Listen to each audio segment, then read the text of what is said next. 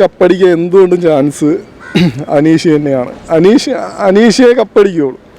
എന്തായാലും അനുമോള് കപ്പടിച്ചിട്ട് നമുക്ക് പ്രത്യേകിച്ച് ഉപയോഗമൊന്നുമില്ല. നമ്മളെ ഈ കാണികൾക്ക് അവർക്ക് ഉപയോഗമില്ല. ശരിക്കും പറഞ്ഞാൽ കുറച്ചുകൂടെ ആടേണ്ടി വരും. നമ്മൾ ഈ പല ഇടങ്ങളിലും പോകുമ്പോൾ അനുമോളെ കാണാം. അപ്പോൾ ചേച്ചി പുച്ഛിച്ചുള്ള നോട്ടം ഇനി അവൻ്റെ 10x ആയിരിക്കും, അവനെ 10 ഇരട്ടിയായിരിക്കും, 10 ഇരട്ടി പുച്ഛമായിരിക്കും. അതുകൊണ്ട് ഒരിക്കലും അനുമോൾ വിജയിക്കാൻ പാടില്ല. എന്തായാലും അനുമോൾ വിജയിക്കില്ലെന്ന് 100% ഉറപ്പുണ്ട്. എനിക്ക് അണ്ടർവേൾഡിൽ നിന്ന് കിട്ടിയ ഇൻഫോർമേഷൻ അനുസരിച്ച് അനുമോൾ എന്തായാലും പൊട്ടും, 100% പൊട്ടും. എന്തായാലും അനീഷയെ വിജയിക്കുള്ളൂ. നിങ്ങൾക്ക് വേണമെങ്കിൽ എഴുതിയിടാം, നോട്ട് ചെയ്ത് വെച്ചോ, അനീഷയെ വിജയിക്കുള്ളൂ. ട്രഡീഷണലി സെക്കൻഡ് വരെയാണെങ്കിൽ ഷാനവാസ് വരും.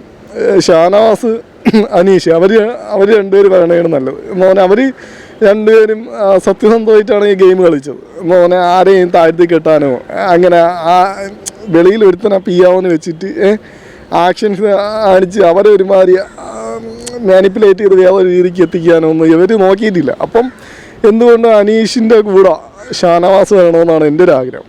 എന്തായാലും അനീഷിൻ്റെ കൂടെ ഷാനവാസ് കാണും. അനുമോൾ എന്തായാലും ഭിന്നമാവാൻ പാടില്ല. ഭിന്നമായാൽ പിന്നെ സത്യത്തിന് വിലയില്ലല്ലോ. സത്യത്തിന് വിലയില്ല. അനീഷ് ഭിന്നമാവട്ടെ. അനീഷിന് പ്രത്യേകിച്ച് പിയാവോ കാര്യങ്ങളൊന്നുമില്ല. എല്ലാം നമ്മൾ സെൽഫായിട്ടൊക്കെ ചെയ്തു കൊടുക്കുന്നത്, നമ്മൾ അവന് ചെയ്തു കൊടുക്കുന്നത് കാണികളൊക്കെ ഉണ്ടല്ലോ. ആ ഒരു വോട്ടാണ് അനീഷിനുള്ളത്. അല്ലാതെ ഓടി നടന്ന് മറ്റേ പഞ്ചായത്ത് ഇലക്ഷനിൽ വോട്ട് പിടിക്കും പോലെ എല്ലായിടത്തും കയറി നടന്ന് ഒരു വോട്ടൊന്നും ഇനി ഹോട്ട്സ്റ്റാർ പോയി വോട്ട് വാങ്ങിപ്പിക്കേണ്ട കാര്യമില്ല. അന്യസംസ്ഥാന തൊഴിലാളികളെയൊക്കെ കൊണ്ട് അതിൻ്റെയൊന്നും ആവശ്യമില്ല.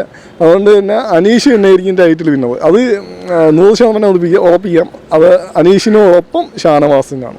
അത് 100%.